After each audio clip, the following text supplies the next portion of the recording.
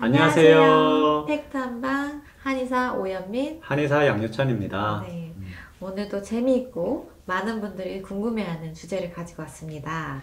네, 실제 내원하시는 분들이 많이 질문하시는 내용들, 그리고 온라인 문의 상담으로 들어오는 그런 어떤 질문들을 위주로 설명드리고 있는데, 자, 그럼 바로 오늘 주제 한번 볼까요? 네,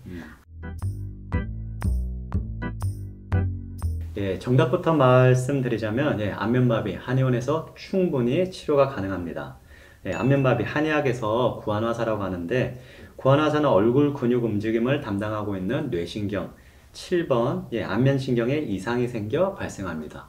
구안화사는 명확한 원인이 밝혀진 것은 아니지만 얼굴에 신경이 눌려 순환이 되지 않아서 혈관이 수축됐을 때 이 문제가 생길 확률이 높다고 알려져 있고요.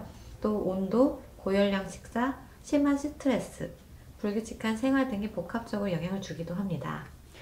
네, 안면마비의 증상을 보자면 우선 이마에 주름을 잡을 수가 없고, 그리고 눈이 잘 감겨지지 않고, 그리고 아, 에, 이, 오, 우 이런 발음이 힘들고 입술의 모양이 어색하고, 또는 물이나 음식 같은 거 이렇게 드실 때 뭔가 한쪽으로 흘리면서 그때 증상을 알아차리기도 하십니다.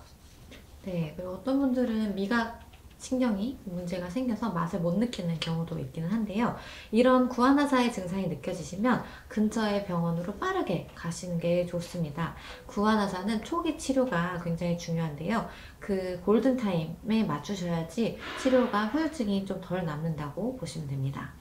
네, 실제 안면마비 증상으로 내원하시는 분들을 보면 이 골든타임을 놓쳐서 저희들을 안타깝게 하는 경우가 많은데, 스테로이드 치료를 다 끝나고 한방 치료를 하겠다 이런 개념이 아니라 적군을 잡는 개념이 양방치료 스테로이드의 개념이고, 아군을 살려서, 즉 자생력, 순환력을 살려서 그래서 이겨내게 하는 것이 한방치료의 어떤 개념이기 때문에 이 두 치료를 병행하는 것이 좋습니다. 네. 그리고 실제로 논문에서도 보면 양방치료와 한의원에서 하는 어떤 치료들이 병행되었을 때 훨씬 더 치료 효과가 좋다, 이런 논문들도 많고, 제일 중요한 것은 양방 먼저 한방 먼저 이런 개념이 아니라 골든타임을 놓치지 않고 그 치료를 함께 같이 빨리 하시는 것이 중요하다는 것입니다. 네. 그러면 구체적으로 어떤 치료 방법이 있는지 한번 알아볼까요? 제가 치료 방법으로는 제일 기본적으로는 사실 침등, 부항 이런 것들이 좀 있는데요.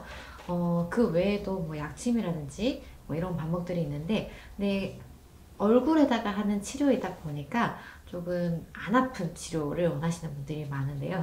안 아픈 치료 있죠. 예. 네, 그래서 고주파 치료라든지 아니면 광선 치료라든지 이런 것들이 있습니다. 고주파 치료는 얼굴 쪽으로 심부 근육까지 해서 자극을 줘서 얘네들 근육이 잘 풀릴 수 있게 도와주는 치료라고 보시면 되고요. 그 다음에 광선 치료라고 하는 거는 이 신경이나 혈관들 얘네들이 잘 재생이 되고 활성화가 될 수 있도록 해드리는 치료인데, 누워서 빗 쬐주시면 됩니다. 그러니까 신경의 어떤 그런 회복을 돕고 염증을 사라지게 하기 위해서는 그쪽으로 정체된 것들을 풀어줘야 하는데, 그렇게 하기 위해서는 물리적인 자극도 있고, 그런 물리적인 자극들이 어떻게 보면 그 하나가 침치료이고, 그리고 온열 자극, 따뜻하게 하는 것도 있는데, 그 온열 자극은 뜸도 있고, 그리고 고주파 마사지, 온열 마사지도 있고, 방금 언급한 가시광선 치료라고 하는 것은 햇빛 파장에서 적외선 자외선 빼고 특정 파장의 빛, 가시광선 파장의 빛을 인공적으로 만들어내서 쬐게 하는 거란 말이에요. 그래서 그냥 그렇게 따뜻한 치료를 받으면서 누워 있으셔도 그 회복을 돕는 거니까 나 무조건 침치료 받아야 해, 그런 염려는 안 하셔도 네. 예, 좋을 것 같습니다. 네, 그러면 치료 방법을 알아봤으니까 자주 물어보시는 부분들을 저희가 또 안내를 해드릴게요. 보통은 저희가 그 3주 안에 치료가 되면 후유증이 별로 안 남는다라고 보고 있거든요. 그래서 치료 시작하면서 초반에 한 1, 2주까지는 증상이 조금 더 심해진다라고 느끼시는 분들도 계시기는 해요. 근데 그게 지나고 나면 3주 차에는 보통은 다 많이 좋아지시긴 하는데요. 그때까지는 열심히 거의 매일 치료를 오시라고 말씀드리긴 하거든요. 그래야지 후유증이 잘 안 남는다고 보시면 돼요. 후유증이 남아서 안타깝게 하는 경우가 많습니다. 네. 예, 후유증이 남기 시작하면 그때부터는 이제 증상 치료가 연 단위로 가기 시작하고 일반 침 치료나 뭐 고주파 이런 뜸 치료 되는 게 아니라 네. 매선이라고 해서 그런 좀 특수 치료도 많이 사용하고 있거든요. 네. 그러니까 최대한 3주 이내는 매일매일 오시는 것이 좋습니다. 네. 그럼 이 방법들 말고 혹시 더 빨리 나을 수 있는 방법들이 있을까요? 네, 그러니까 생활 습관 관리도 잘 해주셔야 하는데 이 치료의 회복의 핵심이 뭐냐면 이제 따뜻하게 하면서 순환을 돕는다는 어떤 그런 개념인데 예를 들어서 집에서 뭐 양치를 하시거나 아니면 어떤 뭐 음료수나 물이나 이런 것들을 드실 때도 차가운 온도보다는 미지근하거나 뭐 따뜻하게 하시는 게 좋고 이렇게 내원을 못 하시는 경우에는 집에서라도 뭐 온수포라든지 마사지라든지 이런 부분들을 통해서 그 부위로의 어떤 순환을 돕는 것이 중요합니다.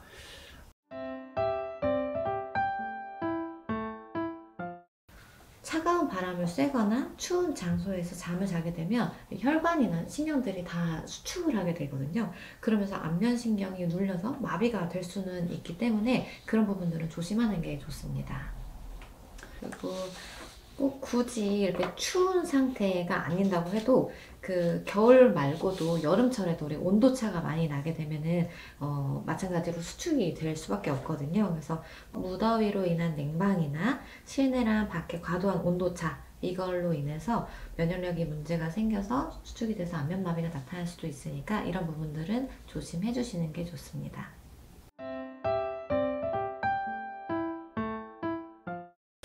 갑자기 눈 밑 또는 얼굴에 떨리는 느낌이 든다. 저도 뭐 옛날에도 그렇고 요새도 조금 과로를 하게 되면 눈이 떨리고 그런 증상들이 나타날 때가 있는데 뭐 꼭 그렇지는 않고 뭐 눈이 떨린다고 해서 뭐 좀 구안화사 안면마비 또는 뭐 중풍 막 이런 거하고 연관지어서 생각하시는 분들도 있는데 뭐 꼭 그렇지는 않습니다. 너무 염려하실 정도는 아닙니다. 네, 그래도 혹시 모르니까 근처 병원 가셔가지고 검사 한번 해보시면 좋을 것 같습니다. 실제 체력이 많이 약해지거나 뭐 질병으로 면역력이 약해진 경우에 나타나는 경우가 많으니까 평소에도 내가 그런 부분들이 뭐 감기가 자꾸 찾아온다든지 아니면 이제 몸에 어떤 체력이 면역력이 떨어지는 어떤 증상들이 나타났을 때는 적극적으로 조금 더 이렇게 쉬어주셨으면 좋겠고 조금 일반론적인 이야기긴 하지만은 뭐 규칙적인 식사, 뭐 충분한 휴식 그리고 스트레스 완화하는 어떤 그런 취미 생활들 이런 부분들에 대해서 그래도 구안화사를 한번 겪으신 분들은 조금 더 그런 쪽에 신경을 쓰셨으면 좋겠습니다. 네, 그리고 신경에 염증을 유발할 수 있는 음주나 흡연 그런 것들은 당연히 줄이시는 게 좋고요. 기름진 음식이나 몸을 차갑게 만드는 찬 음식들도 피해 주시는 게 좋습니다. 네, 오늘 이렇게 안면마비에 대해서 설명을 드렸는데 어떠셨을까요? 저희는 계속 이렇게 많이 하시는 질문들 위주로 주제를 찾아서 영상을 통해서 이런저런 정보들을 공유하고자 하니 혹시나 뭐 내가 같이 나누고 싶은 주제, 궁금증이 있으시면 아래 댓글창에 남겨주시면 저희들이 그런 부분들을 선택해서 알려드리겠습니다. 네, 예. 감사합니다. 예, 고맙습니다. 다음에 또 뵐게요. 예.